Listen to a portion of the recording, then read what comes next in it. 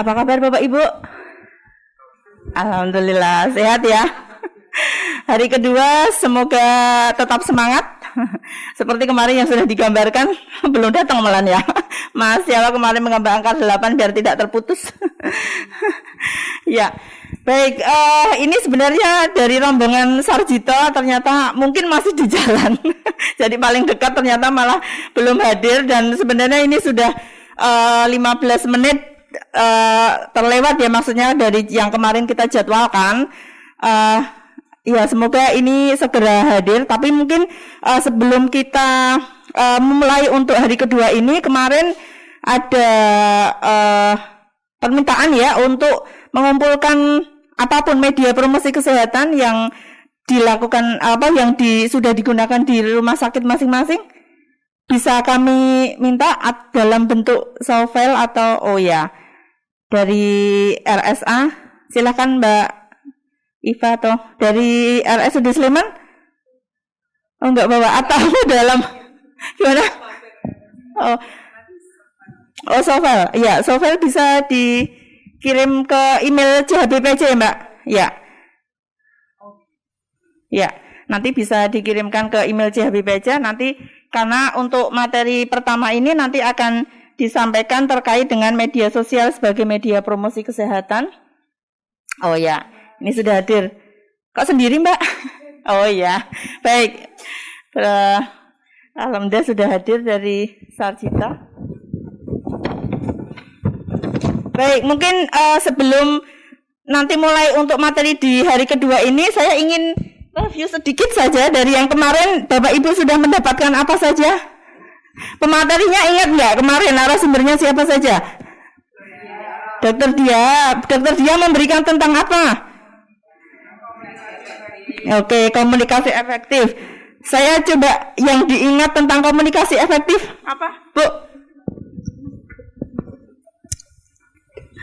Komunikasi efektif yang saya ingat itu harus ada komunikan sama komunikatornya yang saling memahami satu sama lain. Ya, Mas, apa yang diingat Mas dari materi Budia kemarin?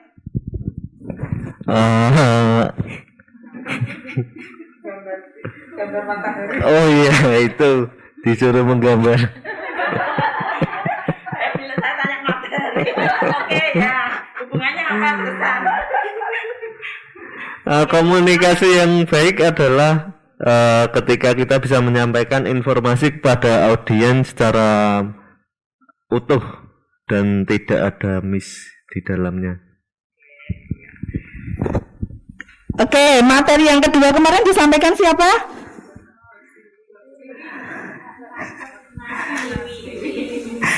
Beliau menyampaikan tentang apa? Strategi PKRS. Bu, yang di belakang terus menunduk.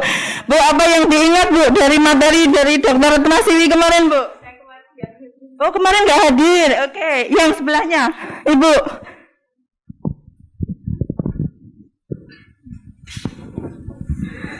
Dalam strategi pelaksanaan PKRS itu harus dilakukan secara terencana, terus terarah, terukur.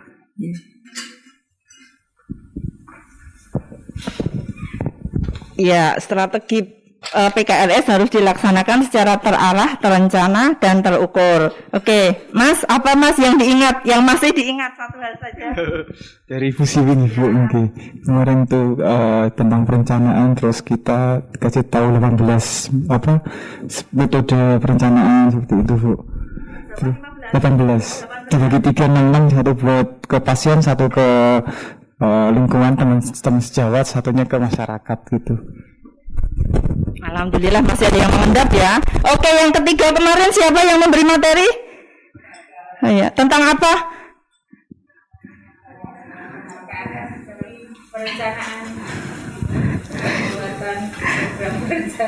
Pembuatan. Coba apa Bu yang masih diingat? Ingatnya yang membuat perencanaan program itu yang ada banyak macam-macamnya. Apa coba macam-macamnya? data dulu pertama, terus kemudian dianalisa, terus kemudian saat membuat perencanaan juga harus dipikirkan, misalnya rencana ini gagal, nanti tindakan apa yang akan dilakukan. Baik. Satu lagi coba yang ada di belakang, apa yang masih diingat dari materinya Dr. Bagas? Saya buka aja, Bu. Apa ya? Iya. Daripada saya salah. Sebenarnya saya menelusuri tentang health promosi hospital atau HPH gitu, bahwa kemarin Pak Bagas itu berbicara tentang bahwa kesehatan itu kalau dihabiskan tentang dana ini, Bu, tentang bahwa tidak bisa dihabiskan dengan kuratif. Tapi kesehatan itu pertama-tama harus dengan preventif dulu. Kalau kuratif itu biaya dananya akan banyak sekali, makanya harus dengan preventif, kemudian promotif, dan terakhir ada rehabilitatif, dan itu kuratifnya itu itu aja, Bu, yang saya ingat. Terima kasih. Kalau sudah terlanjur kuratifnya biayanya habis banyak gitu ya Mbak ya. Oke, baik, terima kasih untuk semua tepuk tangan. Ya walaupun buka nggak apa-apa, berarti masih ada yang mengendap ya. Paling nggak ingat narasumbernya ya. Baik, untuk hari ini nanti ada bersama lagi ya, nanti ada Dr. Dia, ada Dr. Bagas, dan nanti ada dua lagi ya, nanti bersama praktisi di dunia radio dan dunia televisi seperti itu ya, di Inahealth seperti itu. Baik, untuk yang materi pertama akan disampaikan oleh Dr. Dia Ayu Puspandari terkait dengan media sosial sebagai media promosi kesehatan. Ya mungkin tadi yang sudah mengirimkan dari Sarjito membawa media apa? Kalau misalnya dalam bentuk hard copy bisa disampaikan ke panitia, kalau dalam bentuk soft file bisa dikirimkan ke email chhbp@ugm.ac.id. Dari Sarjito membawa? Oke, ya silakan nanti dari panitia. Silakan Dr. Dia, untuk waktunya kami persilakan. Terima kasih. Assalamualaikum warahmatullahi wabarakatuh. Selamat pagi dan salam sejahtera untuk kita semua. Terima kasih karena teman-teman hari ini hadir kembali bersama-sama kita untuk berdiskusi. Saya rasa ini sudah saatnya pembelajaran dewasa, jadi tidak ada lagi seperti biasanya saya kasih kuliah gitu ya. Jadi kita sharing aja apa-apa yang sudah teman-teman lakukan, karena rata-rata kita semua tidak mulai dari nol ya, kayak di pom bensin biasanya kita mulai dari nol ya gitu ya. Nah kali ini kita akan sharing bersama tentang, judulnya sih tentang media sosial, tetapi kita akan bisa bahas juga media-media bentuk lain selain media sosial. Next. Nah kalau cerita tentang media sosial, apa ya bedanya dengan media-media yang sudah kita punyai sebelumnya? Jadi kalau yang satunya itu medsos, yang lalu-lalu beberapa teman-teman memberi istilahnya media tradisional. Biasanya kalau tradisional kan jadul ya, tetapi sebetulnya masing-masing tuh punya kekuatan, punya kelemahan juga. Jadi dua sisi. Nah kalau media seperti leaflet yang sudah sering kita lihat, kemudian ada poster, TV, radio, itu cenderung memberikan info yang tidak interaktif ya, kan satu arah ya, kita tempel misalnya atau kita berikan itu satu arah, kecuali itu digunakan sebagai pelengkap. Kalau kita ada konsultasi atau konseling, biasanya dibawakan juga leaflet untuk bisa dibaca-baca kembali. Tetapi menurut teman-teman minat baca dari masyarakat kita kayak apa ya? Iya betul, kayaknya kalau dikasih leaflet banyak kita kadang ngambil-ngambil, saya sendiri juga gitu. Kalau ada satu counter begitu yang banyak sekali leafletnya kan seneng ya, nanti mau tak contek seperti apa, ambil sampai rumah juga lupa nggak dibaca gitu ya, karena kita semua tentu multitasking, banyak sekali hal-hal yang kita kerjakan sehingga itu terlewatkan. Nah, saya juga pernah nih pergi ke salah satu vaskes FKTP, puskesmas. Pernah dibagikan leaflet banyak sekali dulu dari, kalau zaman dulu tuh biasanya dikasih drop-dropan tuh dari Kemenkes, sekarang udah nggak ada lagi mungkin ya, sudah produksi sendiri. Kalau dulu tuh dikasih mungkin itu project ya, jadi diberikan tuh sak gepok. Saya lihat sampai susah dibuka, lengket itu loh, karena lembab. Biasanya kan kalau lama gitu ya.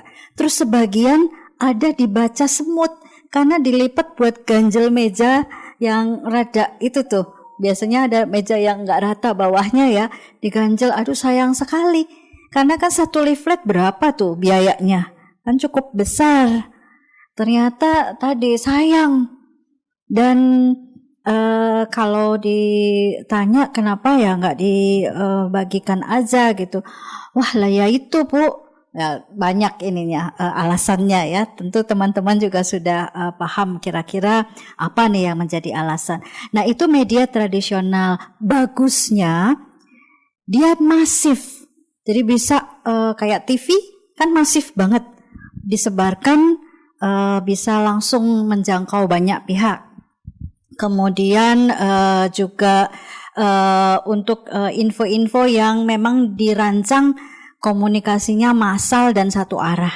Pengumuman misalnya harga BBM nggak pernah diumumkan ya, tahu-tahu naik aja gitu ya, atau yang lain-lain, info-info lain untuk vaksinasi misalnya ya, itu kan sering juga ya diinfokan apa nih tentang imunisasi dan lain-lain. Nah, kalau medsos ini kan media sosial. Kalau media itu adalah sarana, sosial itu tadi publik ya, masyarakat. Jadi memang dia digunakan untuk memberikan sarana supaya publik bisa mendapatkan info. Tetapi bedanya apa kira-kira dengan yang tradisional tadi? Ada contekannya sih sebetulnya. Kira-kira apa? Boleh sharing yang sudah pernah menggunakan medsos siapa ya? Paling tidak punya FB? Instagram, ya. Kira-kira apa yang kita peroleh kalau posting di Instagram? Yang pertama, kami tidak usah mencetak, ngirit untuk biaya. Kemudian untuk era sekarang itu lebih mudah publikasinya, tinggal silahkan follow IG, kemudian memang sasarannya kemudian masyarakat yang tidak gaptek kayak gitu. Terima kasih. Biasanya yang usia-usia di mana mereka mudah ya mengadjust itu, menyesuaikan diri dengan perkembangan teknologi. Tapi sekarang rata-rata juga di pelosok sudah cukup banyak nih pengguna teknologi karena dipacu oleh COVID-19. Jadi anak-anak sudah mulai itu menggunakan gadget untuk belajar. Satu keluarga mungkin juga punya lebih dari satu gadget ketika putra-putrinya lebih dari satu ya. Jadi menggunakan gadget itu untuk proses pembelajaran. Nah, yang menarik semua keluarga ikut belajar karena biasanya yang ngerjakan PR-nya ibunya juga, ayahnya ya, dan saudara-saudara lainnya. Menarik ya, artinya bisa jadi pendidikan keluarga. Nah, untuk medsos ini tadi diposting kan? Biasanya ada feedback nggak? Ada nggak yang kira-kira punya komen atau apa gitu? Jadi kalau yang sosial media kan feedbacknya langsung gitu nih.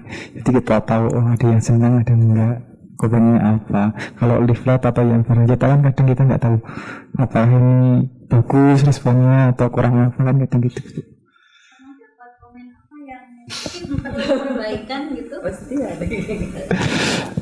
Apa Mas?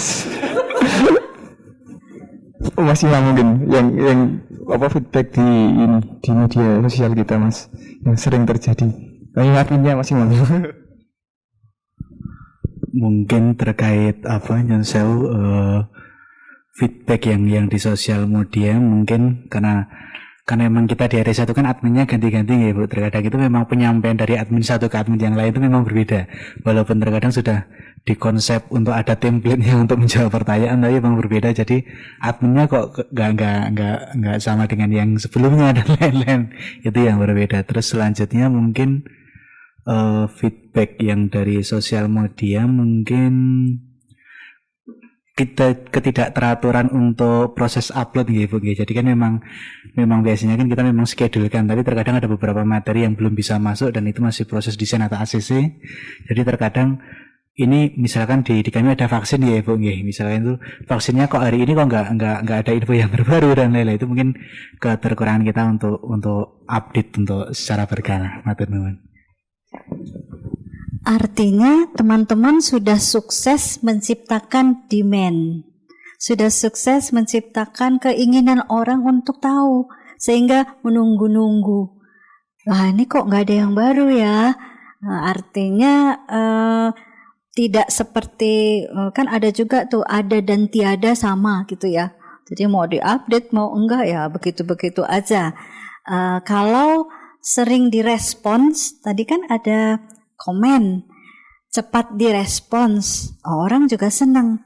Ini sama dengan mungkin kalau teman-teman punya pengalaman mengetik atau bertanya begitu ya di satu web yang menyediakan kolom komplain. Seperti apa ya? BPJS juga punya kan ya kolom komplain. Tapi kalau kita baca itu isinya komplain semua begitu, maksudnya feedbacknya yang tidak bisa terbaca begitu ya. Mungkin dijawab tetapi langsung atau seperti apa. Nah kalau seperti itu kira-kira apa ya yang kita baca itu komplain semua. Atau yang paling gampang kalau kita beli lewat online shop, itu kan juga ada ulasan ya. Di sana ulasan ada yang dijawab, ada yang enggak gitu ya.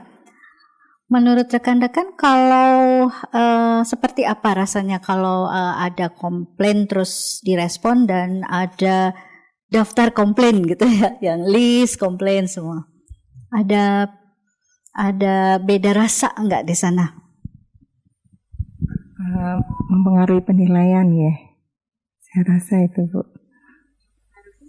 Penilaian. Iya. Semakin baik komentar atau resume maka akan mempengaruhi produknya. Begitu. Baik, terima kasih. Artinya kalau komentarnya direspon mempengaruhi image dari produknya ya. Jadi brandingnya kita itu berhasil. Tadi ditunggu-tunggu kan, mana nih info berikutnya ya. Artinya senang nih orang membaca atau mendengar hal-hal update ya. Itu medsos ada keunggulannya dibanding tadi kalau leaflet atau poster yang kita tempel. Masing-masing tadi ada kekuatan dan kelemahannya. Next. Seperti apa sebetulnya pengguna medsos? Nah ini saya dapatkan dari dataindonesia.id. Disebutkan bahwa orang Indonesia itu sekarang makin heboh nih untuk menggunakan medsos.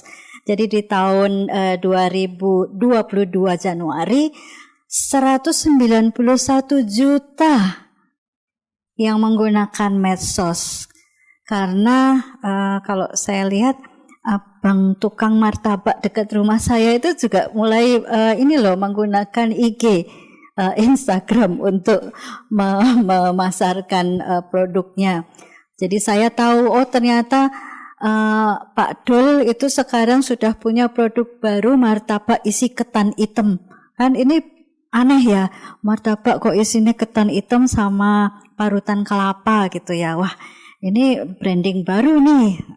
Jadi menggugah kita untuk mencoba dan lain sebagainya. Mungkin ini bisa juga ya digunakan untuk memberikan info tentang produk-produk di rumah sakit itu kan sering ada layanan-layanan baru juga. Mungkin juga orang belum tahu banyak, atau apa ya, penggunaan alat baru. Nih kita baru nih diagnostik. Oh ternyata bisa ya di sana nih menggunakan alat diagnostik ini, dan teman-teman yang di FKTP jadi tahu juga, oh kalau gitu ngerujuk ke sana bisa nih, karena mampu untuk mengerjakan diagnostik tertentu misalnya ya, dan lain sebagainya. Karena gede banget nih 191 juta kan, banyak nih. Next. Kalau di Asia Pasifik, Indonesia tuh nomor 3 dengan 191 jutanya, karena populasi orang di Cina memang banyak ya. Orang di sana dengan luas negaranya juga yang memang luas sekali. Cina ini memang masih nomor 1. Selain pengguna juga mereka produsen ya untuk gadget, dan sudah sampai di sini produk-produknya dan canggih-canggih. Mereka terdepan untuk teknologi ya, cepat sekali mereka teknologinya. Jadi kalau kita punya budget terbatas, ingin dapat teknologi baik dengan harga terjangkau, loh kok saya jadi iklan ya. Nah ini memang yang sesuai gitu ya. Next. Berikutnya. Nah yang paling sering ternyata WhatsApp. Jadi WhatsApp ini menduduki peran tinggi dalam memberikan tadi aksesnya kepada para pengguna. Jadi di antara sekian banyak medsos, yang paling sering digunakan adalah WhatsApp. Teman-teman makin tergantung nggak dengan WhatsApp? Iya ya, bangun tidur langsung yang disentuh adalah partner utamanya ya. Gadget untuk membuka, ada apa nih. Kemudian sampai ada satu disease baru yang menarik nih untuk teman-teman yang di psikologi mungkin kenal dengan FOMO ya, fear of missing out ya. Jadi ketakutan, kegalauan seseorang ketinggalan berita. Jadi ini juga salah satu sebetulnya ya problem kejiwaan juga sih sebetulnya ya, karena ada ketergantungan terhadap media sosial. Kalau ini dipergunakan dengan baik, saya rasa cukup baik ya, karena kita bisa mendapatkan update terhadap banyak hal yang positif. Next. Kelebihan dan kelemahan medsos ini memang karena tadi cepat banget. Begitu ada satu berita dirilis, itu kayak efek domino ya. Wah, di forward lagi, sehingga kesulitan juga kalau ada satu pesan yang perlu diralat. Itu ngeralatnya kan butuh usaha keras begitu ya, untuk mengcounter sebuah hoax misalnya. Wah, itu satu hal yang saya rasa ya tadi karena sulit gitu ya, cepat sekali kita mengcounternya. Makanya kehati-hatian itu juga perlu ketika kita menggunakan medsos. Termasuk kalau ada sistem kayak filtering. Jadi kalau ada kayak di media itu kan ada dewan redaksi, terus ada lagi yang memfilter, melihat kembali, mereview ya. Ini kata-katanya sudah pas belum? Kira-kira apakah ini juga menyinggung salah satu tidak ada sara, kemudian yang banyak hal-hal lain yang apakah cukup santun? Nah ini juga bahasa yang digunakan, masih ingat kemarin ya bahwa bahasa itu juga salah satu yang powerful, bisa dua sisi seperti pisau, jadi bisa ke sana bisa ke sini lagi gitu ya. Jadi bahasa yang digunakan. Kemudian efektif untuk tadi IG itu bisa digunakan oleh usia berapa aja. Nah ini juga kalau kita ingin mencapai target-target usia tertentu bisa menggunakan ini. Kalau kita kepingin ke lansia misalnya, ada juga sih eyang-eyang yang suka ini ya pakai gadget ya, tetapi mungkin ada forum-forum lain yang bisa digunakan untuk yang para lansia ya. Kalau lansia tuh senangnya apa ya? Ngumpulnya tuh, ya? Apa yang bisa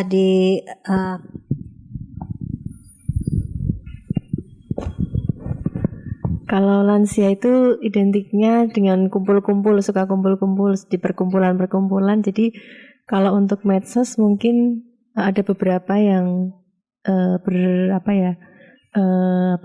agak berhalangan kayak gitu. Jadi kita bisa masuk ke perkumpulan-perkumpulan lansia itu seperti itu.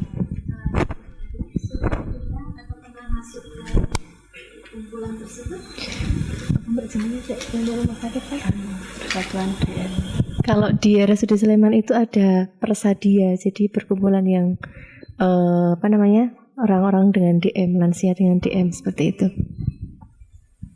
Jadi teman-teman perkumpulan dari teman-teman yang memiliki permasalahan kesehatan serupa begitu ya, seperti kalau di FKTP kayak Prolanis gitu ya. Nah ini Persadia, oh cantik juga ya. Saya pernah juga ke perkumpulan namanya Ludiro Inggil. Wah ini kok cantik banget ya, ternyata darah tinggi ya. Kok namanya bagus ya, terus ada cantik manis, ternyata DM.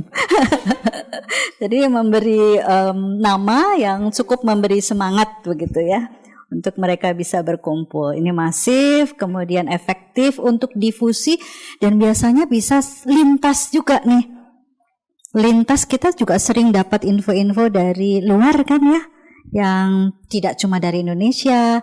Contohnya ya banyak banget. Kayak TikTok saja kalau kita buka kadang ada dari Thailand, ada dari mana-mana begitu ya. Termasuk ada satu health promotion video yang menarik sekali, sangat-sangat kreatif. Videonya itu menceritakan tentang ada mbak-mbak yang mau pergi ke satu tempat untuk pesta gitu ya. Dia tanya mau beli ini blush on pemerah pipi. Dia tanya ke toko kosmetik, salesnya bilang silahkan duduk ibu, duduk ibunya. Terus diajak panco gitu, gitu kan, gitu. Akhirnya setelah selesai dikasih kaca, merah tuh bu pipinya, oh iya benar, nggak perlu beli blush on. Jadi ternyata exercise itu juga memberikan pencerahan juga nih untuk pipi ya, sangat-sangat menarik, kreatif ya, itu untuk menceritakan bahwa kita exercise atau latihan itu ternyata juga bagus untuk kecantikan dan untuk hal-hal lain. Jadi pipanya sudah merah sendiri gitu ya. Tapi masa kalau mau pesta pancuan dulu sama suami ya sama. Baik, next. Nah video ini juga salah satu seperti YouTube ya yang bisa digunakan sebagai sarana. Nah berapa banyak ini kira-kira pengguna internet menonton video YouTube? Ternyata banyak ya, 1 miliar jam per hari diperkirakan secara global orang membuka internet per hari. Jadi cukup padat nih orang untuk menggunakan video sebagai sumber-sumber berita. Nah, rekomendasi durasi video kira-kira berapa lama ya kalau kita pakai Instagram? Enggak lebih lama dari 30 detik. Kemudian Twitter juga, Facebook itu 1 menit terlama. Kemudian YouTube itu 2 menit terlama. Jadi kalau kita bikin video 10 menit, biasanya yang dibuka itu paling 2 menit pertama. Setelah itu tidak lagi mempesona. Jadi biasanya kecuali video instruktur atau manual menggunakan sesuatu gitu ya, baru beli alat, kita mau pakai blender misalnya ya, atau sekarang itu menggoreng dengan udara, nah nggak pakai minyak lagi nih, gimana itu tempe bisa garing gitu ya tanpa minyak. Itu caranya gimana, itu diikuti sampai di akhir. Tapi kalau itu info nggak lama-lama banget gitu ya dibukanya. Jadi sangat-sangat sayang kalau kita bikin 10 menit gitu ya durasinya. Sisanya itu nggak dibuka lagi. Saya juga coba, saya punya akun TikTok juga. Nah, saya lihat statistiknya ternyata rata-rata itu nggak lama tuh, cuma 15 detik pertama itu yang rata-rata sekian persen membuka 15 detik, nggak lewat dari itu, malah nggak sampai 1 menit ya. Nah, itu yang membuat kita harus punya strategi di awal, harus menarik. Kalau di awal itu kira-kira kelamaan gitu, orang lewat. Jadi nggak dilihat lagi, lihat yang lain-lain gitu ya, kalah dengan kompetisi yang lain. Jadi semakin baik karena cepat jenuh tadi ya untuk melihat. Next. Produk-produk video itu bisa macam-macam, ada yang demo, kemudian ada tadi ya menjelaskan tentang satu produk baru, brand baru, bisa juga event kalau ada acara di rumah sakit, ada interview pakar. Ini teman-teman di Raisa sering melakukannya ya, bagaimana menurut pakar, kemudian ada edukasi, animasi. Ini juga menarik untuk anak-anak muda ya, animasi atau yang modelnya kayak pakai tangan tulisan itu ya. Jadi menulis begitu. Kemudian ada testimoni. Kalau ada teman-teman yang misalnya berhasil untuk program penurunan berat badan misalnya untuk obesitas ya. Ini ada testimoninya nih, saya mengikuti program ini terus selama 1 bulan, ternyata ya alhamdulillah sudah berhasil menurunkan 12 kilo. Waduh, banyak amat ya. Ini kempes ini ya dari obes, kemudian bisa berhasil seperti apa. Lalu juga ada live video ya, kayak streaming, ini menarik. Hanya tadi untuk live video ya resiko tetap ada ya di semua media. Saya rasa punya resiko masing-masing termasuk live video ya. Kalau ada hal-hal yang misalnya kadang suka blackout ya, tahu tiba-tiba hilang gitu ya. Ini mau apalagi yang mau saya tanya ya, tiba-tiba blackout ya, sudah dirancang tetapi lupa. Nah, mungkin ada tips-tipsnya ya, gimana nih untuk mengingatkan kembali. Kalau Mbak Galuh seperti apa Mbak untuk mengingatkan, kira-kira apa ya pertanyaan yang Mbak Galuh yang bisa mengingatkan, mau nanya-nanya apa itu pakai apa supaya runtut gitu dalam wawancara mungkin.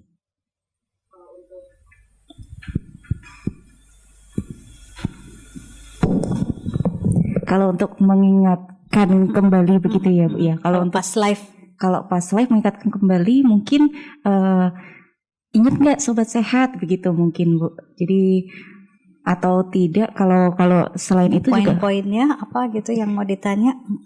Jadi mungkin poin-poinnya selain mengingatkan kembali kemarin informasinya apa, lalu pesan-pesannya apa saja, lalu ajakan mungkin itu.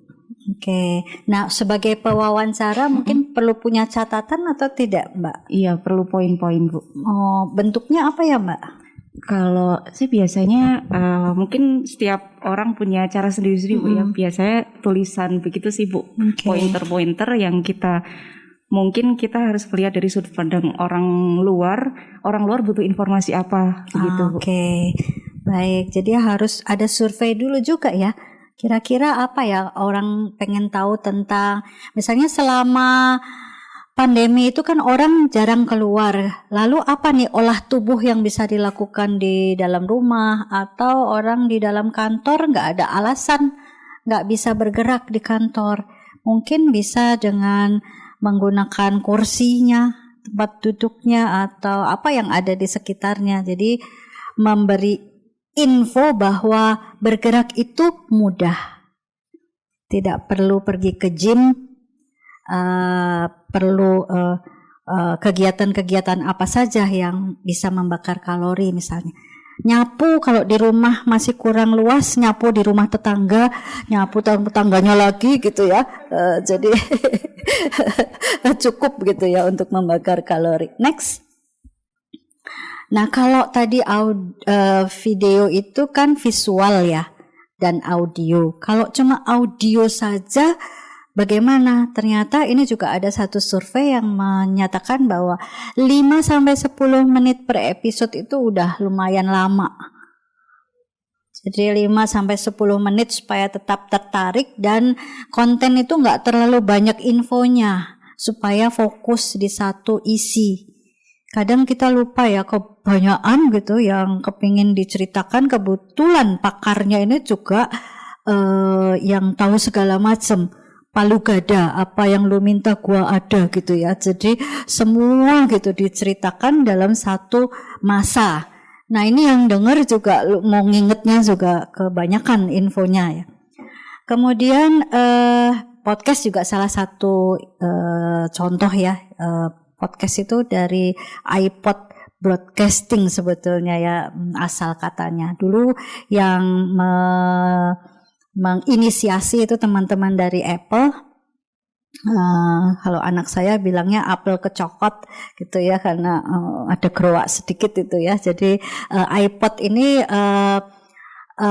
cukup inovatif ya, membuat podcast sehingga cukup booming juga digunakan teman-teman untuk memberikan informasi. Keuntungannya memang kalau audio visual misalnya televisi dan lain-lain, kalau udah lewat kan lewat tuh. Tapi kalau yang seperti YouTube atau yang audio di podcast ini kan bisa diunduh, bisa ditayangkan ulang gitu ya. Bahkan kalau kecepatan bisa kita atur itu, kalau YouTube kecepatannya kan. Jadi kalau kecepatan gitu kita atur kecepatannya jadinya bagaimana gitu ya. Jadi suaranya jadi berubah gitu. Jadi lambat sekali ya. Next. Dan kalau yang audio tuh enaknya bisa sambil santai juga. Ambil bobok-bobokan itu juga bisa kita dengarkan sampai bobok beneran ya. Jadi bisa digunakan atau diakses kapan saja.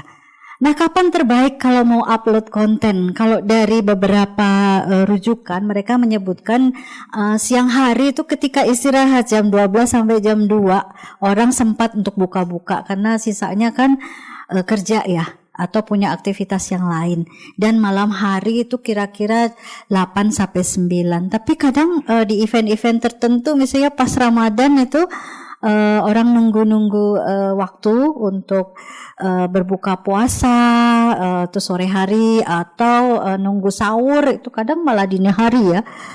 Bisa digunakan waktu-waktunya ini untuk mengunggah konten yang berkaitan. Misalnya apalagi Ramadan itu kan, misalnya yang paling orang ditanyakan itu gimana cara minum obat ya, kan siangnya puasa, terus gimana caranya. Nah, ini juga menarik untuk teman-teman yang minum obatnya harus teratur, atau makanan-makanan apa yang dikonsumsi ketika awal, jadi perut kosong, apa nih yang sebaiknya dikonsumsi, apa yang dihindari. Nah, itu kan bantu banget tuh.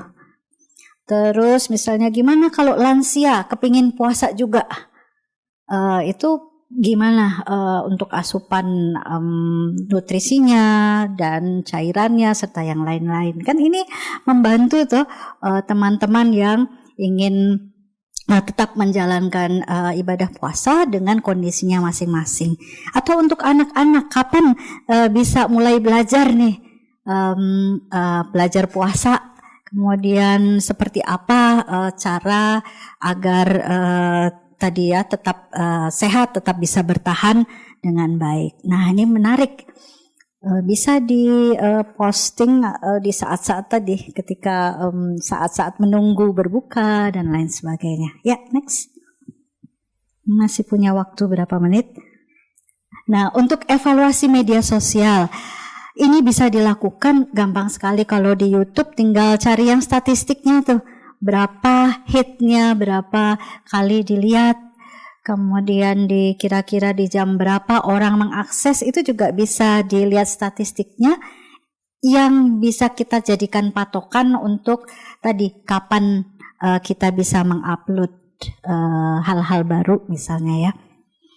Kemudian cari tema itu yang menarik menurut follower kita.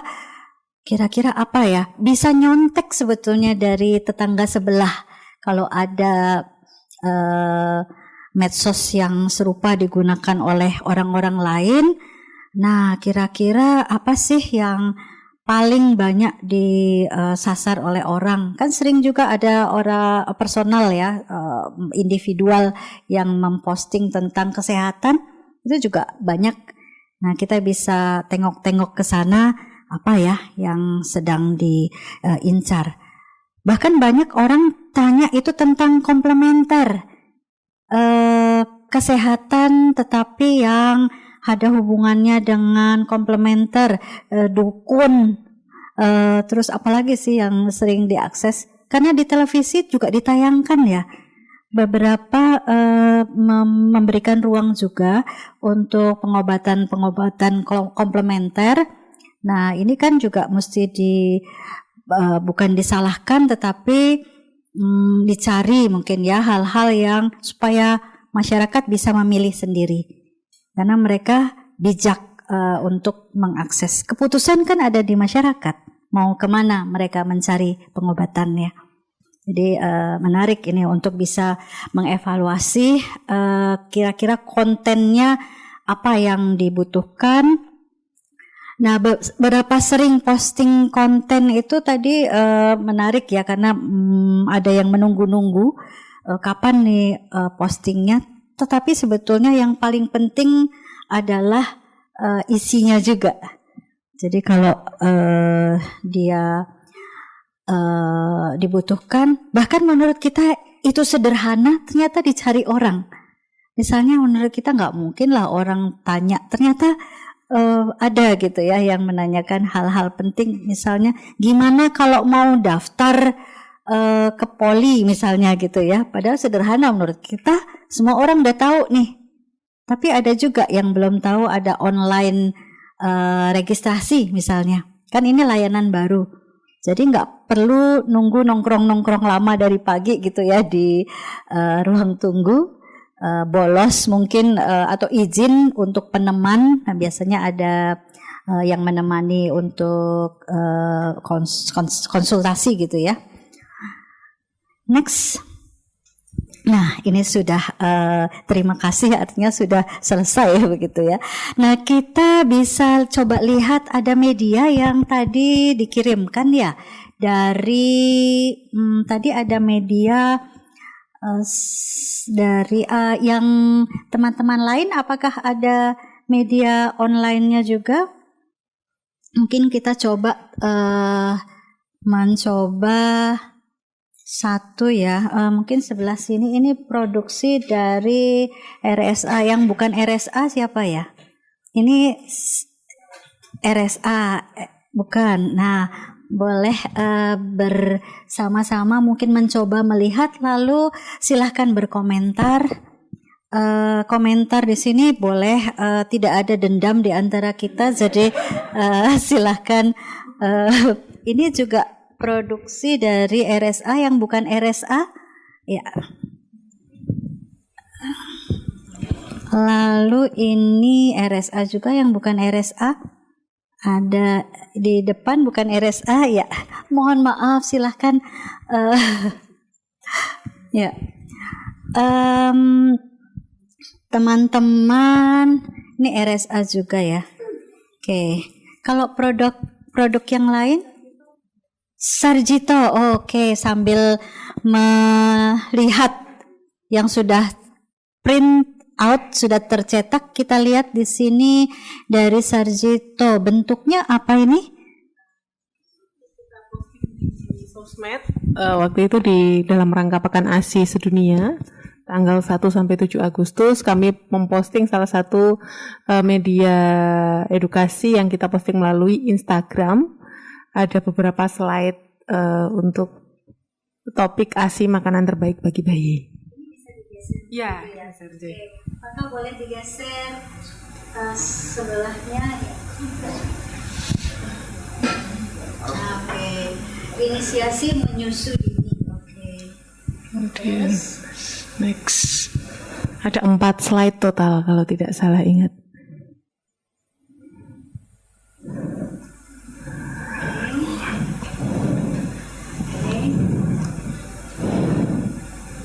Terakhir ya. Nah, terima kasih.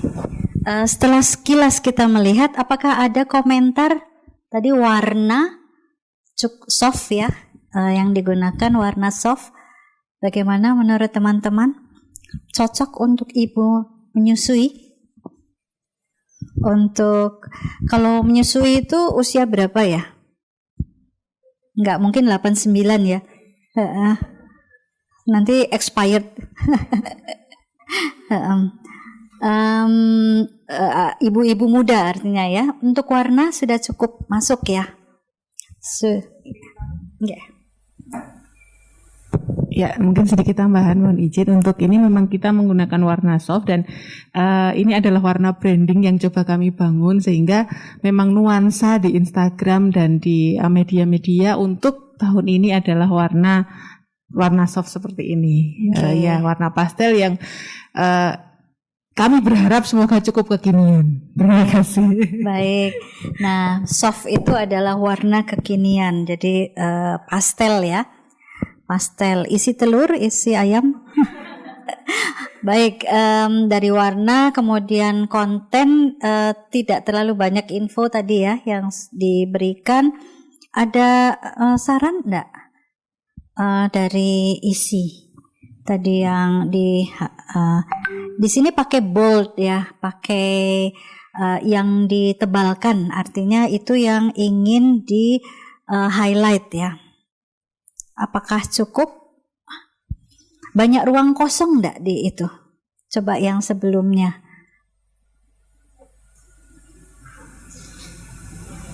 Nah ini. Apa cukup menurut teman-teman? Cukup? ASI eksklusif. Mungkin menarik kalau usia 6 bulan itu juga di highlight ya. Yang kita ingin orang baca langsung ting gitu ya, eye catching kalau kita bilangnya ya, langsung ditangkap ya. Tapi saya rasa sudah cukup menarik ya, tinggal highlightnya apa ya. Oke, terima kasih sudah sharing. Nah, untuk yang leaflet apakah ada masukan dari rekan-rekan yang mana dulu ya? Ini tadi? Oh ya, silahkan. Kalau untuk leaflet dari jenis ininya menarik Bu, karena kertasnya ini juga warna cuma agak gelap ini warnanya. Terus kemudian untuk konten sudah lengkap, cuman jadi terlalu penuh ininya. Mungkin bisa disiasati dengan gambar-gambar atau misalnya olahraga kan bisa gambar aktivitas iya gitu.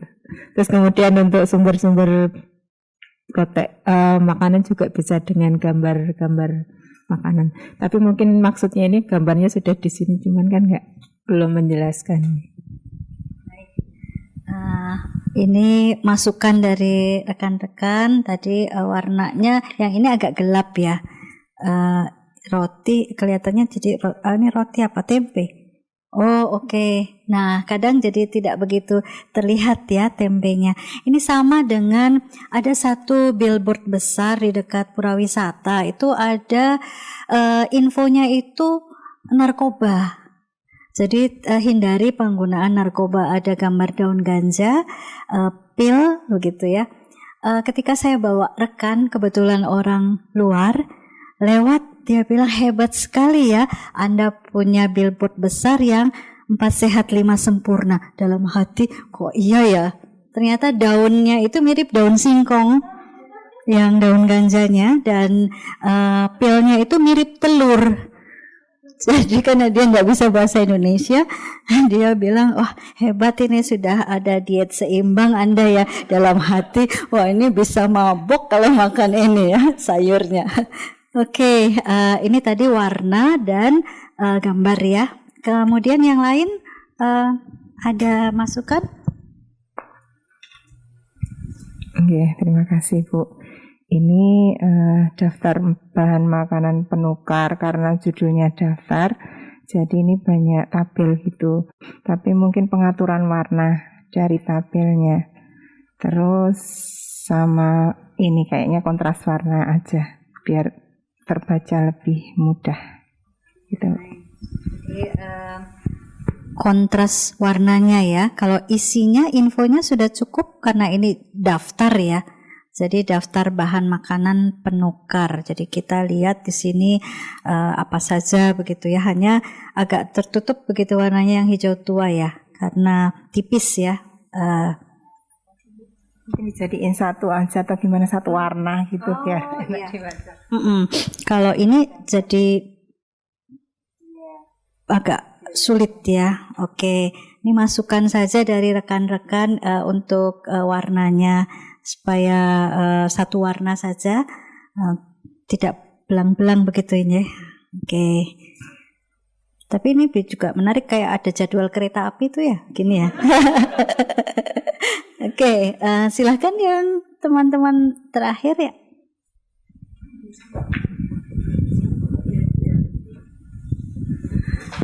Terima kasih atas waktunya.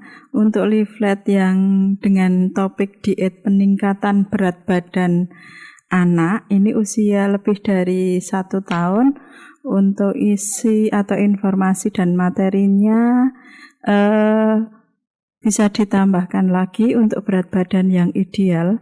Meskipun ini dari judulnya sudah di bold, ini ibu-ibu dengan anak mesti akan senang banget, karena ibu-ibu akan bangga bila anaknya itu kelihatan ideal, atau ya paling tidak malah senang yang berbobot seperti itu. Tapi obesitas pada anak-anak juga tidak baik, sehingga perlu ditambahkan untuk berat badan idealnya sesuai dengan umur. Kemudian untuk tampilan dari leaflet ini masih menghadirkan produk-produk makanan yang tanpa olahan. Maksudnya kalau anak-anak melihat seperti ini, dia akan kurang nafsu gitu. Jadi lebih baik diolah dalam bentuk yang lain, tetap higienis, sehat, sesuai dengan kandungan kalori, vitaminnya, mineralnya, untuk anak sesuai dengan umur yang dituju, seperti itu. Kalau ini ada gambar masih dengan bentuk nasi, terus ada telur rebus seperti itu ya, saya yakin untuk ibu-ibu yang menghadirkan seperti gambar seperti ini, anak-anak juga tidak tertarik.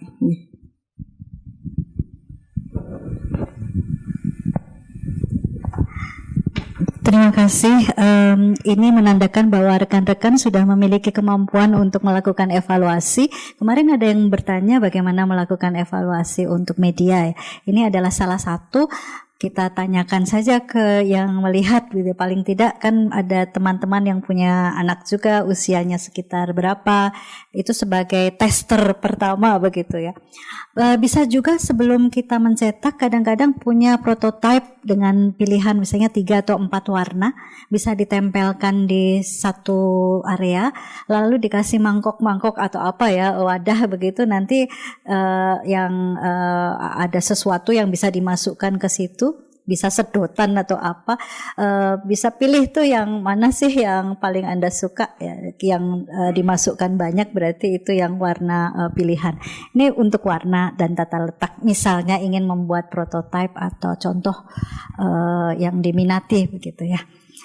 Itu sebagai salah satu cara untuk melakukan evaluasi untuk yang media-media yang cetak ya. Baik, saya rasa waktunya juga yang membatasi kita, dan terima kasih untuk partisipasinya, dan saya bangga dengan apa yang sudah Bapak Ibu lakukan. Mudah-mudahan ini tetap diteruskan dan tetap semangat untuk memproduksi media promosi kesehatan. Terima kasih. Wassalamualaikum warahmatullahi wabarakatuh. Coba dikasih aplaus sekali lagi. Baik, tetap semangat. Terima kasih, materinya menarik sekali ya, karena memang saat ini zamannya era media sosial, dan kemarin juga waktu kita sowan ke 3 rumah sakit, ya masalahnya memang ini ya, maksudnya memang sekarang promosi kesehatan dihadapkan pada tantangan media sosial seperti itu. Baik, ini memang waktunya agak mundur ya, karena tadi kita mulainya juga mundur. Jadi mungkin nanti untuk waktunya, tapi kami akan berusaha untuk sebelum Jumatan nanti akan selesai seperti itu. Tapi mohon maaf nanti, dan mungkin karena nanti tidak ada waktu break tersendiri, silahkan disambi, tidak apa-apa gitu ya untuk snacknya seperti itu. Baik, untuk materi selanjutnya adalah tentang perancangan penulisan artikel populer kesehatan seperti itu. Kemarin juga waktu FGD kita menemukan yang menulis biasanya para ahli-ahlinya ya seperti itu, tetapi bagaimana menuangkan ke dalam satu website seperti itu, misalnya kemarin yang mengolah juga dari timnya PKRS seperti itu, sehingga memang kami merasa ini perlu diberikan, dan nanti akan disampaikan oleh Dr. Bagas Suryo Bintaro PhD, yang beliau memang pakar dalam penulisan artikel populer. Monggo silakan Dr. Bagas. Selamat pagi Bapak dan Ibu. Iya, ada ini artikel populer soal kesehatan. Jadi kemarin kita baca-baca gitu, terus ada buku tentang menulis artikel populer. Tapi ini kalau tadi ada pertanyaan, kan udah pakai media sosial ya zaman saatnya sekarang. Terus ngapain sih menulis tuh? Nah, kenapa sih menulis itu masih merupakan hal yang oke gitu? Ya disambi nggak apa-apa loh. Tadi kan udah dibilang gitu. Ya disambi aja nggak apa-apa. Sebentar ada yang ngeluarin komputer gitu atau ngeluarin apa nih. Ya, jadi artikel populer, penulisan itu masih tetap perlu. Kenapa? Karena dari menulis kita bisa mengembangkan ke berbagai media, dan punya tulisan atau punya media yang tertulis itu bisa jadi modal untuk pengembangan. Jadi paling enggak kalau itu memang tidak untuk dipublikasikan, tulisan-tulisan ini atau draft-draft ini nanti juga cara-cara ini nanti penting untuk mengembangkan media-media yang lainnya. Gitu ya.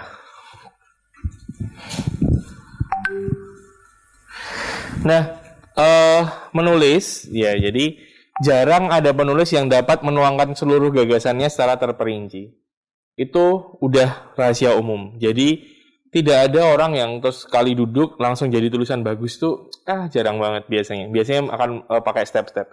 Kenapa? Karena kita tuh suka mikirnya loncat-loncat. Misalnya kita lihat tuh ada orang makan, jadi di Twitter kemarin ada rame kombinasi minuman paling enak sejagat katanya. Itu ada minuman coklat berenergi itu yang bungkusnya hijau. Terus ada minuman yang dulu disebut susu, sekarang sudah tidak susu lagi, dikombinasikan dengan kopi sasetan yang biasanya terus katanya minuman paling enak sejagat ya. Terus di reply sama dokter, cuman dokternya senyum emotnya kayak halo diabetes gitu kayak. Ya, waktu kita ngeliat itu terus kita kan ini kan berbahaya, terus kita kan nulis bahwa ini tuh berbahaya gini-gini. Tapi karena ini berbahaya soalnya ini bikin diabetes, padahal diabetes itu udah banyak macam-macam. Dan padahal diabetes itu tetap bisa dicegah. Terus diabetes itu sebaiknya kamu kontrol ke dokter. Terus waktu dibaca kok loncat-loncat ya idenya gitu kan. Ya berarti kan memang tidak ide bisa datang dari mana aja, dicatat, tapi tidak akan jadi tulisan dalam sekali duduk. Jadi kita perlu mengembangkan poin-poin itu. Tapi anyway, kalau yang punya resep minuman terenak sejagat dan masih pakai itu, segera bertobat. Nah, langkah-langkahnya apa? Pertama, penetapan tema atau topik. Tidak boleh terlalu broad. Jadi ngomong diabetes itu bukan tema atau topik yang bisa visible dilakukan. Kenapa? Diabetes itu apa? Diabetes itu bisa tipe 1, tipe 2. Misalnya gitu. Tapi semua orang taunya tipe 1, tipe 2 kok. Tipe 1 jarang. Oke, kenapa nggak ngomongin apa sih bedanya tipe 1 sama tipe 2? Gitu. Itu tema. Tapi kalau diabetes tidak tema. Lalu pencegahan itu tema. Pencegahan Itu banyak sekali. Anda tidak yakin kalau mau pencegahan, Anda melihat resep minuman terenak sejagat, lalu mikir bahwa pencegahan diabetes dari sisi diet atau makan. Tapi buat siapa? Pencegahan apa? Pencegahan komplikasi. Nah, ini bukan judul. Jadi jangan sampai nanti artikelnya Anda keluar nih judulnya pencegahan diabetes pada sangat tidak menarik. Ya kan? Jadi tema dulu. Kenapa nggak judul? Judulnya bisa nanti. Biasanya, tapi nggak biasanya sih. Semua orang pasti udah kemakan. 5 langkah pencegahan diabetes. Nomor 3 bikin terkejut ya kan. Sering banget kan judul-judul kayak gitu. Nah itu bisa nanti ditulis dulu. Anda tahu 5 langkah itu dari mana? Kan nanti waktu ngelis itu kan 5 resep cemilan enak untuk mencegah diabetes. Nomor 4 gampang dibikin misal gitu. Nah kita kan taunya kapan sih? Nanti kan. Jadi tulis dulu aja nggak apa, nggak ada judul nggak apa-apa. Paling nggak ada topiknya. Untuk nge-guide kita dalam menulis itu. Oke, saya mau ngomongin ini. Tadi sudah dibicarakan juga oleh Bu Diah bahwa itu harus aktual, harus sesuatu yang merespon gitu. Kalau misalnya ini mau dinaikin ke publik. Kalau misalnya resep minuman terenak sejagat itu viral dan semua orang ngomongin itu, maka Anda akan punya justifikasi yang kuat untuk ngomongin itu juga. Saya nggak tahu Anda pada tahu nggak itu yang ramai banget di Twitter, resep minuman terenak sejagat itu ramai banget itu. Kok bisa ya orang mencampur susu yang bukan susu itu sama kok bisa setan sama minuman coklat berenergi itu. Itu kan ya kayak gimana sih? Terus selain itu ada keresahan dari Anda. Keresahan banget nih. Keresahan tentang itu bahwa itu tuh masalah. Saya merasa itu penting untuk dibicarakan. Nah, taunya masalah dari mana? Taunya masalah dari biasanya Anda memang ahli di tempat itu, di bidang itu, atau mungkin teman Anda ahli di bidang itu, atau mungkin saudara Anda mengalami hal itu. Jadi itu menjadi keresahan. Anda nanti akan nulisnya dengan bersemangat. Kedua, tujuan penulisan. Tujuan penulisannya jangan daki-daki ya. Tujuan penulisan nggak bisa kalau mengubah kebijakan pemerintah untuk subsidi minuman, memajaki minuman berpemanis. Jangan ya. Itu terlalu tinggi. Kadang-kadang pembahasan Anda cuma ngomongin jangan minuman manis, tapi tujuan Anda pengen ngomongin tentang pengubahan pajak, ya itu nggak sinkron. Tujuannya kalau misal memang cuma mau edukasi, ya udah memberi informasi tentang alternatif diet yang sehat, memberi informasi tentang tips diet yang sehat. Jadi nanti selama itu sudah jadi tips atau bisa dilakukan, itu mudah. Saat Anda ngomongin tentang batasi gula, tapi Anda ngomongin tips untuk orang itu, batasi seberapa ya? Nanti Anda akan merasa, ini belum kena nih tujuanku. Orang kalau lihat batasi itu nggak tahu batasinya seberapa. Gitu. Jadi mau berapa gram? Kalau pakai sendok, orang zaman sekarang kapan sih ngudek-ngudek sendiri? Jarang kan? Mereka nyobek-nyobek kan? Nyobek sama buka tutup botol biasanya atau beli jadi. 1 gram tuh berapa? Nah, jadi ada visualisasinya ya. 5 gram tuh 1 sendok. Jadi minuman-minuman yang berpemanis dan botolan tuh 40 gram itu dari 8 sendok. Kalau kita ngasih sendiri itu nggak akan tega, kan? Tapi kalau sudah dalam botolan mereka mungkin tega. Sebenarnya itu sama sih konsepnya kayak kita jajan. Kalau kita jajan tuh kan abang baksonya ngasih micinnya sama garamnya kan dengan penuh semangat ya kan. Piuk gitu. Kalau kita masak sendiri apa ya tega melakukan itu ya kan. Nah, itulah yang jadi masalah juga. Jadi kalau Anda mau mengedukasi ya Anda harus melihat bahwa itu harus praktis. Kalau pakai gram itu seberapa dalam ukuran sendok mungkin. Jadi kayak gitu. Nah, yang sering terjadi tujuan dan pembahasan kesimpulannya nggak relevan. Nah, itu yang kita hindari ya. Kalau kita pengen ngasih tahu dan ngasih tips ya ini. Kalau kita mau memberikan informasi layanan kita, ya nanti layanan kitanya apa aja dijelaskan di situ. Kalau kita pengen memberikan raising awareness, ya berhenti saja bahwa itu bahayanya itu apa saja. Tidak sampai ngasih tahu Anda harus berubah. Pokoknya bahayanya ini. Kenapa sih orang ngasih infonya nanggung nggak dari E sampai Z gitu? Kenapa nggak dari awal sampai akhir? Nggak cukup waktunya. Kita ini memang manusia, tapi kadang-kadang beberapa manusia seperti saya itu ingatannya kayak ikan mas koki ya kan 10 detik doang. 10 detik itu bosen. Misalnya kayak gitu. Jadi jangan banyak-banyak juga. It's okay kalau kita tidak menulis banyak-banyak, tapi yang penting sampai ke tujuannya.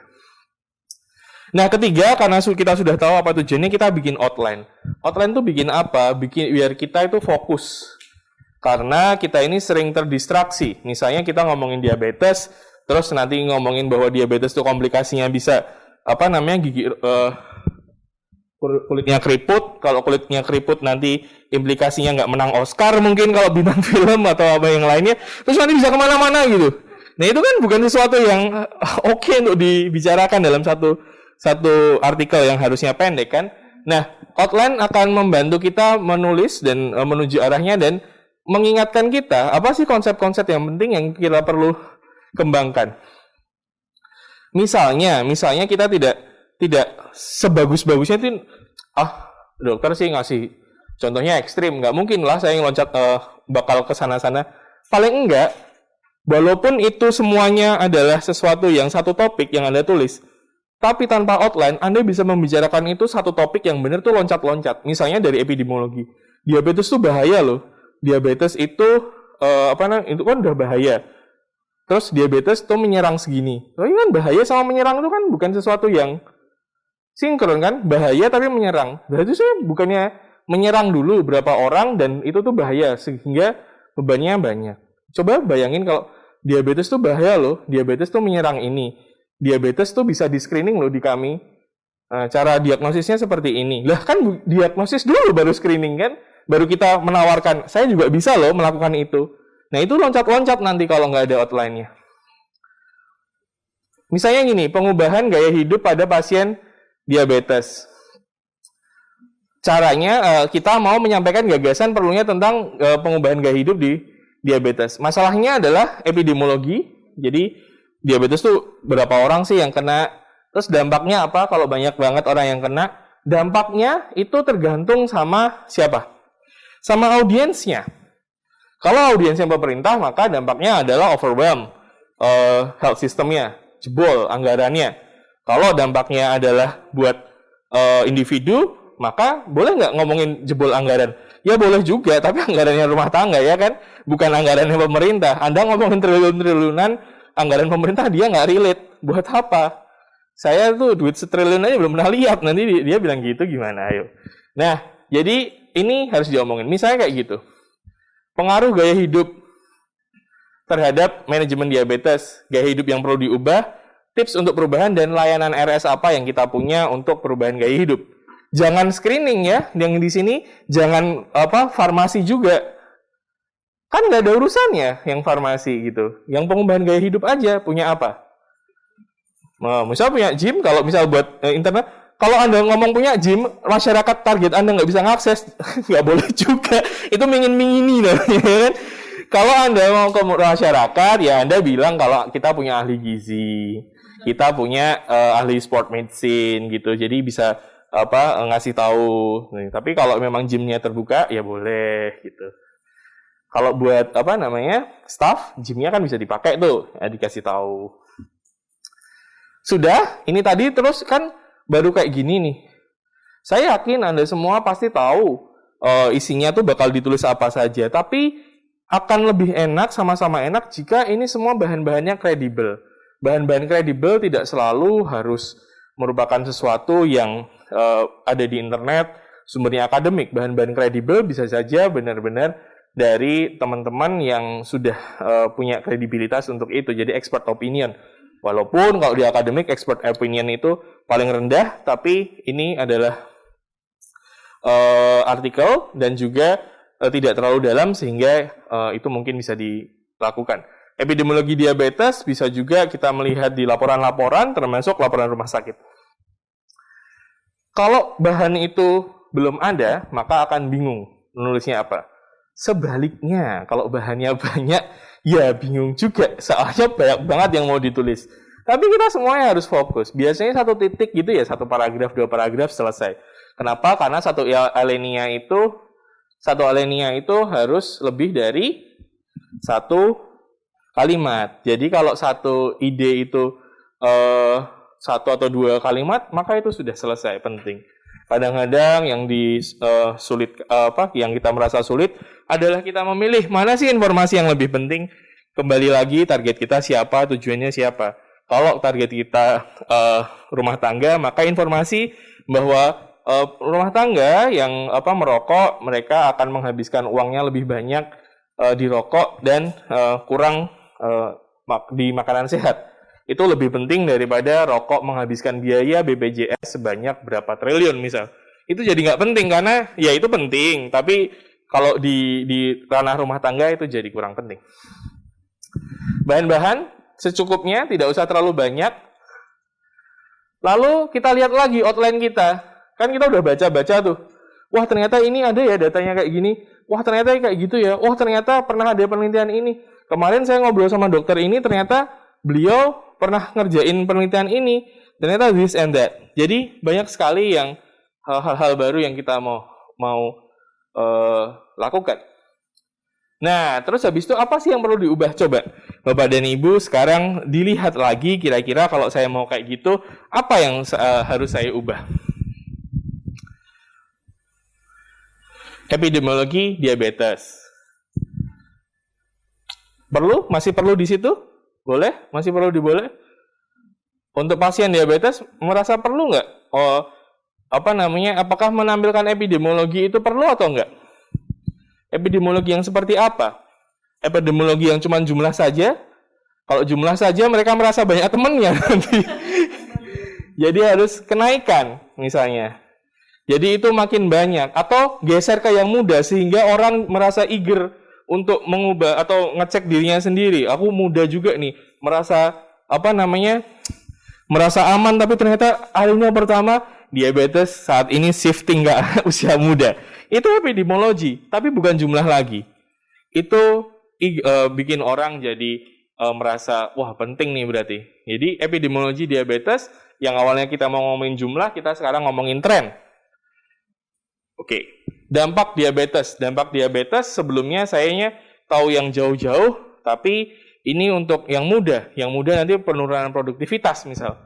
Oke, dampak diabetes yang saya pilih ini sama ini aja. Dan juga karena ini nanti adalah kita yakin, kita inginnya ajak keluarga Anda untuk melakukan screening dan melakukan perubahan, maka dampaknya juga kepada keluarga. Karena kita mau ngomongin dampak kan. Lalu pengaruh gaya hidup. Gaya hidupnya ternyata terlalu banyak kalau saya mau menyasar semuanya. Saya mau ngeganti ke diet aja, karena yang saya mau jual nantinya, yang saya mau bukan jual dalam artian buruk ya, yang saya mau unggulkan bahwa kami punya expertise juga di ahli gizi, maka sampai atas nanti diganti. Jadi perubahan gaya hidup menyampaikan gagasan perlunya pengubahan pola makan pada pasien diabetes. Yang bawah jadi pola makan. Oke, pola makan. Tips pengubahan gaya hidup. Pengubahan gaya hidupnya ternyata banyak banget kalau makan. Ada yang jajan, ada yang masak sendiri. Saya akan dua-duanya. Tapi ada juga masalah online food ordering. Jadi saya mau ngasih tips tentang online food ordering. Gitu. Itu kan sesuatu yang kontekstual ya, online food ordering.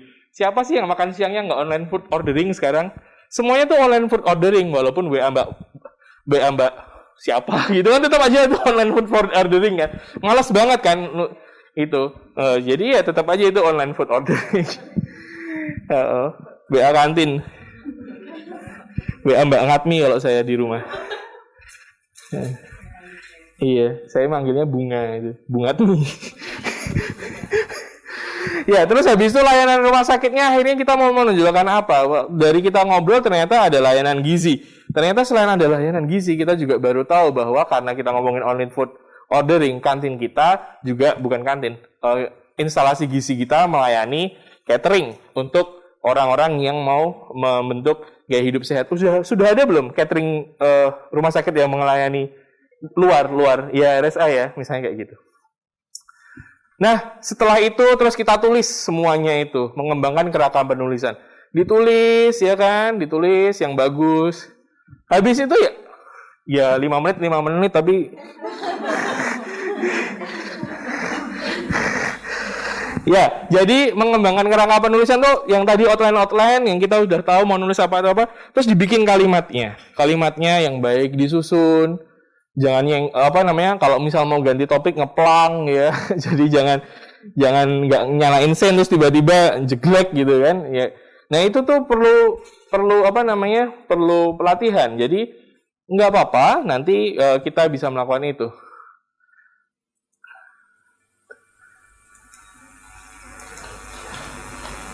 Terus bisa lagi setelah tulisan itu jadi, dilihat lagi ke outline itu. Apakah semua outline itu sudah terwakili? Apakah semua tulisan itu sudah ada induk outline-nya? Jangan sampai tulisan kita ditulis itu, habis itu nggak tahu ini ngomongin apa ya? Kenapa tiba-tiba ada masalah dari diet, ada masalah diabetes. Orang diabetes cenderung suka yang asin-asin juga. Kenapa ada di sini? Dan asin-asin lead to hypertension. Kenapa ada di sini ya? Ini kan mau ngomongin komorbid nih berarti. Nah, kok ada di sini? Nah, kalau memang tidak ada di outline, tidak direncanakan di outline, ya dilihat lagi apakah tempatnya memang benar di situ atau enggak. Nah, pertama itu tadi ya yang kita omongin. Siapa sih target audience kita? Kita kemarin tahu stakeholder. Boleh nggak ditulis? Ya boleh, tapi tidak dalam tulisan ilmiah populer ya. Kalau stakeholder di rumah sakit maksudnya. Kalau pemerintah boleh nggak? Ya boleh juga kalau misalnya target audiensnya memang itu, tapi kan terlalu jauh. Biasanya sih ilmiah populer, kenapa namanya populer? Ya untuk kalangan populer. Bisa nggak untuk kalangan tenaga kesehatan gitu? Ya bisa aja. Jadi kita juga bisa membuat tulisan itu untuk bekal kepada teman-teman kita, tenaga kesehatan, untuk memberikan pelayanan. Jadi bisa.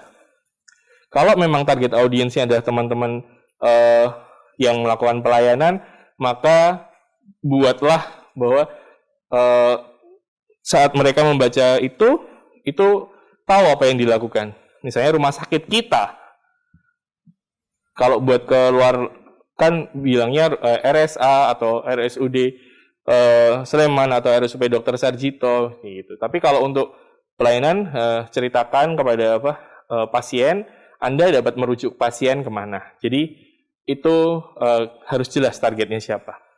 Makanya mudah untuk punya tulisan.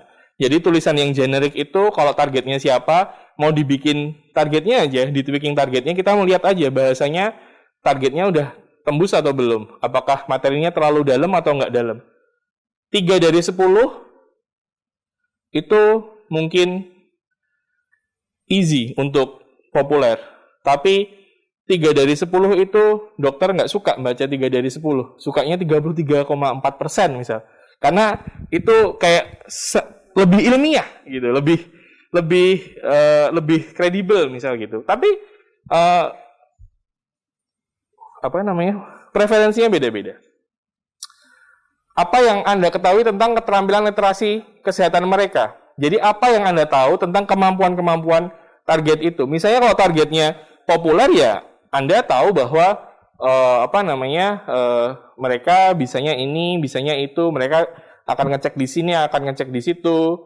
Terus habis itu mereka membutuhkan atau sampai ke artikel Anda ini most likely karena mereka mendengar info apa gitu. Jadi itu di embrace bahwa kemarin ada rame-rame di Twitter atau di media sosial tentang resep sejagat. Itu diulang lagi karena mereka yakin bahwa mereka atau artikel Anda adalah jawaban dari apa yang mereka cari, bukan kesasar. Kan ada ya orang yang sampai ke website Anda tuh karena kesasar gitu. Nah, itu jawabannya. Lalu tujuan itu harus selalu diingat bahwa nggak usah daki-daki, yang penting tujuannya tercapai. Dan pesan utamanya kalau memang untuk menyampaikan bahwa konsultasi kepada ahli gizi adalah salah satu cara untuk pengubahan gaya hidup untuk mencegah diabetes, ya udah itu dipastikan apakah pesan utama itu ada dan artikel-artikelnya sudah sampai ke tujuan. Begitu, ini tinggal 2 menit. Lalu dimatiin lagi layarku. Ya, ini Center of Disease Control and Prevention, Your Guide to Clear Writing. Ini bagus nih, Your Guide to Clear Writing ini nulisnya double. Dan juga teknik menulis artikel ilmiah populer, ini buku dari Universitas Satya Wacana. Bukunya gampang dibaca, jadi Bapak dan Ibu bisa nyari di situ. Sudah baik, jadi kita sekarang bisa ngobrol. Kalau misal memang ada yang mau diobrolkan. Silakan Bapak dan Ibu, apakah ada yang mau diobrolin?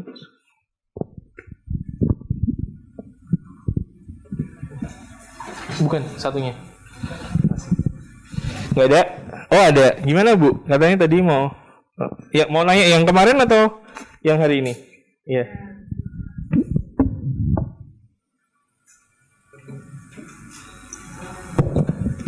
Terima kasih Dr. Bagas atas pencerahan, atau mungkin karena saya mungkin masih jarang mengikuti untuk penulisan artikel populer ini. Nah, yang ingin saya tanyakan untuk kami ini kan banyak kami diminta untuk menuliskan kembali karena para dokter ini sibuk barangkali ya, sehingga dari bahan beliau ini kita coba untuk mensarikan, khususnya teman saya ini yang sehari-hari dia akan menulis ulang dan sebagainya gitu. Nah, apakah juga dengan kerangka yang sama atau mungkin barangkali ada tips yang bisa kami lakukan agar nanti juga nggak loncat-loncat, karena kan kadang materi itu nggak bisa seruntut itu gitu loh Dok. Nah itu apakah ada tips tertentu kalau kita menulis kembali? Nah, kemudian yang kedua yang terkait kemarin sudah kesusu madai barang-barang ya. Mau pulang. Nah, terkait dengan evaluasi khususnya program promosi kesehatan, indikator atau mungkin indikator keberhasilannya itu kan tidak bisa instan. Misalkan kita mau membiasakan hidup sehat, atau mungkin kemarin dicontohkan untuk naik sepeda dan sebagainya gitu. Nah, sedangkan itu nggak bisa langsung. Nanti kita maksudnya itu bingung ya. Evaluasinya gimana untuk mengetahui bahwa itu tuh sukses dengan kamu bikin ini, bikin itu sukses. Sedangkan itu nggak bisa instan, mungkin kayak investasi jangka panjang gitu loh kalau promkes. Nah itu, terus kita gimana menuliskan bahwa ini itu penting, bahwa ini adalah untuk jangka panjang seperti ini. Sedangkan evaluasinya sendiri kadang kita sulit untuk menuangkan dalam bentuk laporan. Terima kasih Dr. Bagas. Baik, terima kasih Ibu. Mohon maaf dari RSUP Dr. Sarjito, dengan Ibu siapa? Rini. Bu Rini, baik. Baik, terima kasih Bu Rini. Ini beneran loh, kok nggak ada yang nyambi sih? Di dahar nggak apa-apa beneran. Boleh kok beneran nyambi, saya aja mencontoh minum kalau misalnya. Tiba-tiba itu tadi. Ada yang ngeluarin mesin jahit, mau jahit masker gitu, enggak kan? Nggak ada kan ya? Deg-degan nih. Ya, jadi yang pertama adalah tentang bagaimana sih menulis kembali. Bahannya apa Bu? Bentuknya jurnal? Apa PowerPoint atau apa? Dari PowerPoint dan dari paparan, misalkan saat dia mengisi suatu penyuluhan dan yang lain sebagainya. Baik, ya itu yang agak repot itu ya. Jadi pertama yang masih saya pegang adalah sama dengan PowerPoint. Jadi targetnya itu apa? Targetnya itu topik tersampaikan atau targetnya merangkum itu. Kalau merangkum itu, kalau bahannya gedabiah ya rangkumannya akan gedabiah kan. Jadi kalau pesan tersampaikan itu berarti tidak harus jadi satu file, tidak harus jadi satu output. Yang penting orang itu baca itu sampai akhir, dia tidak ada misleading, sesat. Nah, jadi kalau dia dipotong itu tetap tidak akan sesat. Misalnya apa? Misalnya slide-nya tentang pengubahan gaya hidup terhadap diabetes. Jadi nggak boleh cuman memotong sampai bahwa nakut-nakutin doang terus nggak ada bawahnya itu apa gitu. Jadi itu kan mau ngomongin ini. Tapi kalau motongnya ke olahraga terus ke diet, itu masih boleh dipotong di situ. Misalnya terus habis itu memotong itu tuh nggak apa-apa. Jadi jangan takut untuk memotong. Kedua, jangan takut sama nambah. Jadi nanti kalau misalnya itu bentuknya artikelnya ngomongin dari paparan sini. Terus habis itu artikelnya akan ngomong hal ini juga didukung dari siapa. Itu bisa dari sumber luar.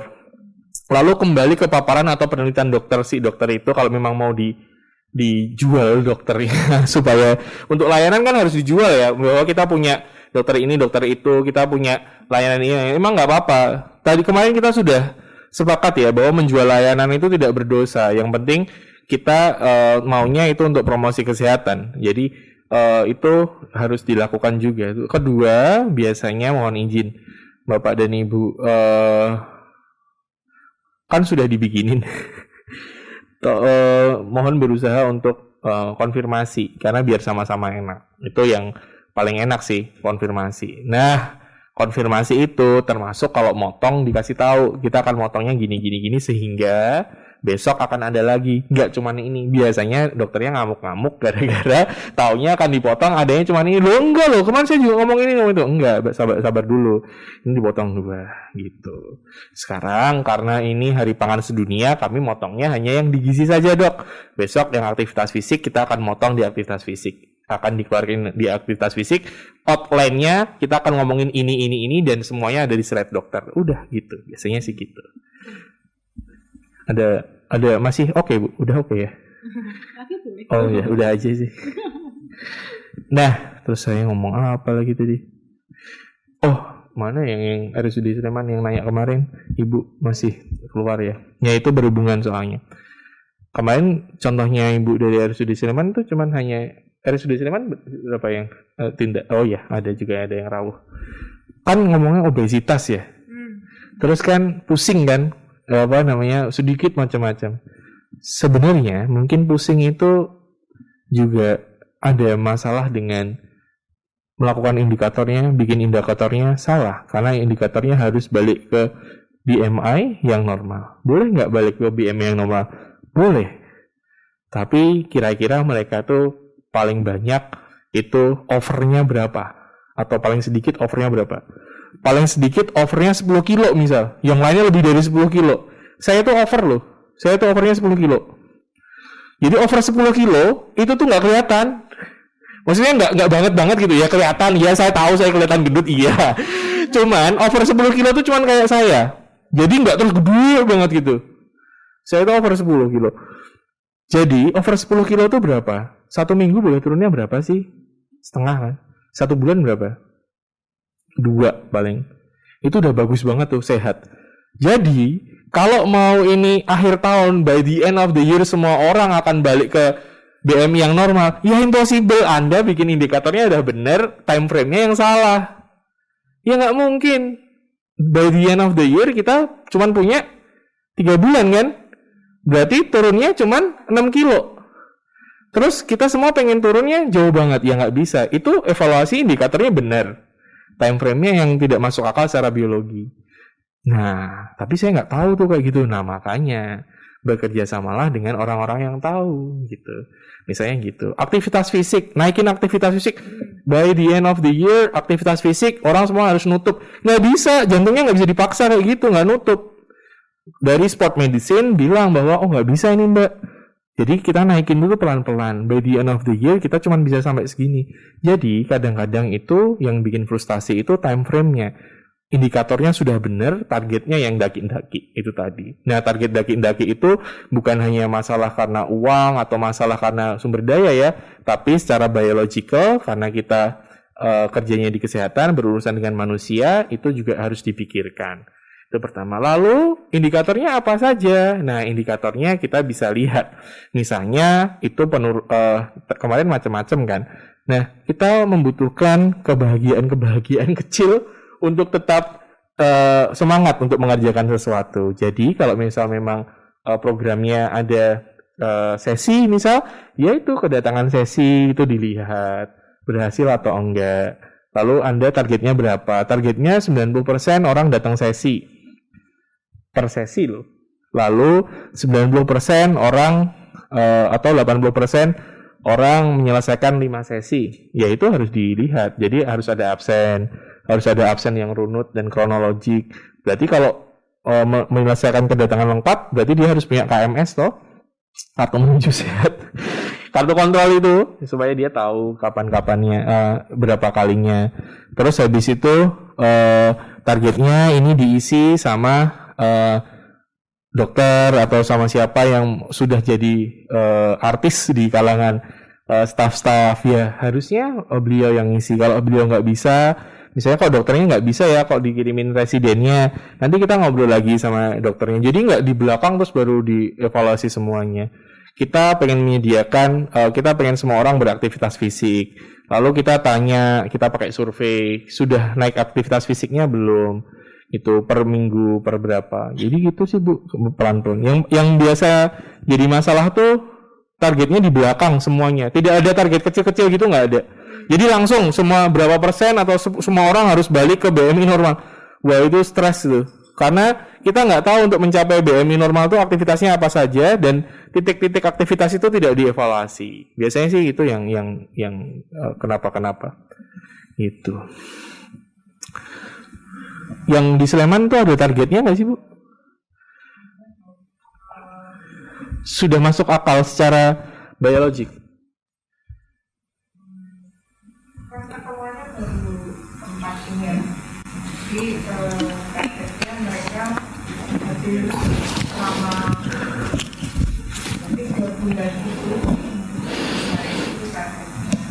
Kemudian untuk penurunan berat badannya mereka ke 20%.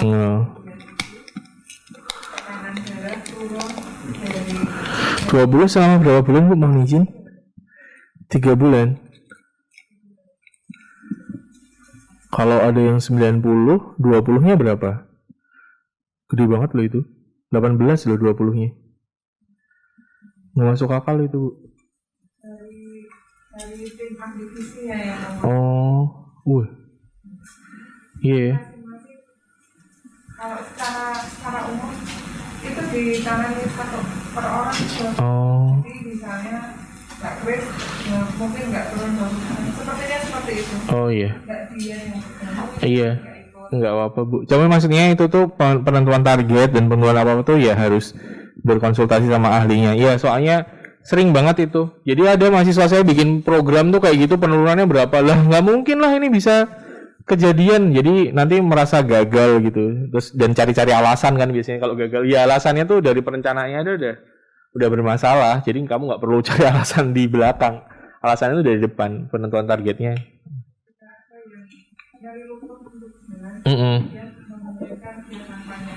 Iya, kalau kayak gitu. Tapi memungkinkan tanpa nyeri itu ya itu tadi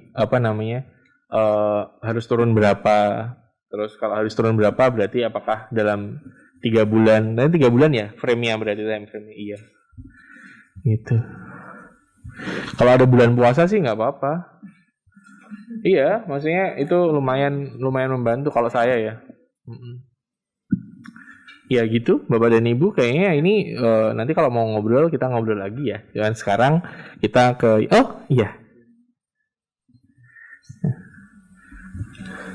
nanti dimatiin loh Pak sama yang MC belakangnya. Tadi slide saya dimatiin soalnya. Sebentar ya Pak, satu pertanyaan aja. Mungkin terkait dengan penulisan artikel, Mas, kita ingin juga belajar juga. Mungkin untuk 5W1H memang sudah dasar banget ya. Tapi untuk di website kita itu ingin tahu kan memang di website itu ada SEO ya, search engine optimization yang bisa sebisa mungkin artikel kita ada di top up di Google. Nah itu seberapa penting sih untuk SEO itu dipraktekkan di artikel, mungkin di artikel PKRS biar kita bisa selalu top up yang ada di Google. Untuk misal kita cari diabetes mellitus sebelum rumah sakit lain keluar, mungkin punya instansi RSUD Sleman dulu yang keluar seperti itu mungkin seberapa penting dan bagaimana cara SEO itu dipraktekkan untuk penulisan rilis artikel atau mungkin website yang ada di platform website. Iya, baik, terima kasih Bapak. Dengan Bapak saya Imam dari RSA UGMJ. Iya, Pak Imam dari RSA. Wah, kalau CEO itu ada lagi ahlinya di kami. Nah, ada lagi, tapi mungkin kalau penting atau enggaknya, ya itu penting. Kenapa?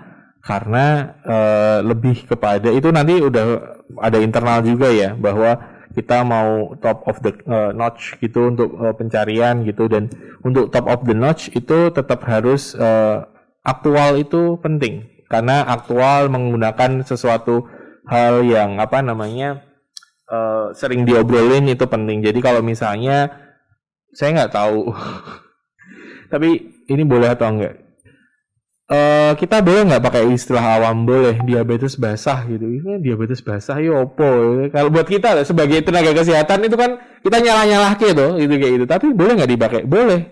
Asal artikel kita itu meluruskan itu. Jika kalau misal, jadi kita sering mendengar soal diabetes basah. Itu ada salah satu komplikasi diabetes. Terus habis itu dijelasin, diabetes memang berbahaya, dia menyerang di misalnya kayak gitu. Itu boleh. Jadi apa sih yang diobrolin sama orang-orang tentang itu? Nah itu risetnya gimana? Risetnya adalah kita tahu kita bisa pakai Google Analytics misalnya tentang ngomongin tentang search keyword yang sering dipakai misalnya seperti itu, dan kita memasukkan itu di situ. Yang dilakukan banyak blogger dan itu saya sarankan dilakukan adalah taggingnya jadi banyak banget tuh kan di bawah diabetes mellitus, macam-macam. Itu kan mengganggu ya. Kita kan instansi yang kredibel, jadi kita tidak hanya mengejar traffic. Jadi itu sebaiknya tidak dilakukan. Kalau yang ada kumpulan kata-kata yang ditaruh di bawah di tag itu saya tidak menyarankan untuk itu dilakukan. Jadi tetap CEO-nya tetap itu. Jadi pertama itu kredibel, terus habis itu aktual, bahasanya mudah dimengerti, dan juga kalau misalnya teman-teman mau melakukan itu berarti pesannya adalah ini harus balance antara website itu merespon isu-isu dan juga mengembangkan sesuatu yang jadi expertise dan menangkap peluang-peluang itu, sehingga besok waktu kita sudah itu nge-in gitu kan nggak mungkin cukup bisa ditebak gitu apa yang nge-in setelah ini. Misalnya kita tahu bahwa tiba-tiba kok IGD kok lagi ini ya, banyak anak-anak batuk gitu atau dokter anak gitu, kita ngobrol gitu. Ya kita akan ngomongin itu. Kenapa sih pencegahan anak batuk setelah pandemi masuk sekolah lagi gitu. Karena orang kan akan mencarinya itu.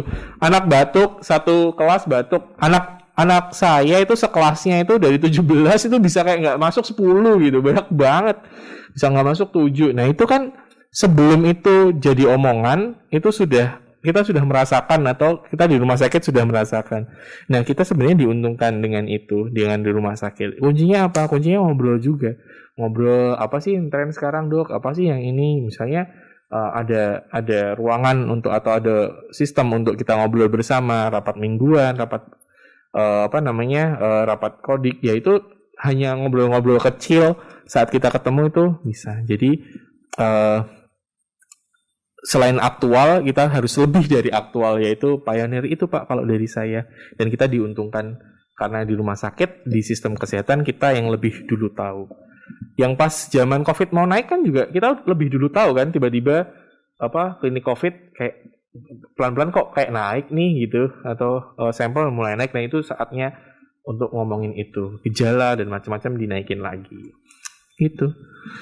Ya, ada lagi? Sudah ya? Nanti dimatiin tuh speakernya sama yang di belakang. Udah ya?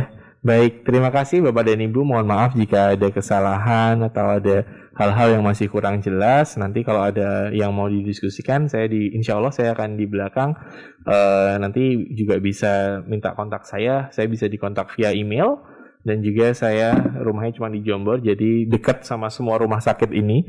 Jadi saya akan sangat senang untuk kalau misal memang bisa berkunjung. Terima kasih. Selamat pagi.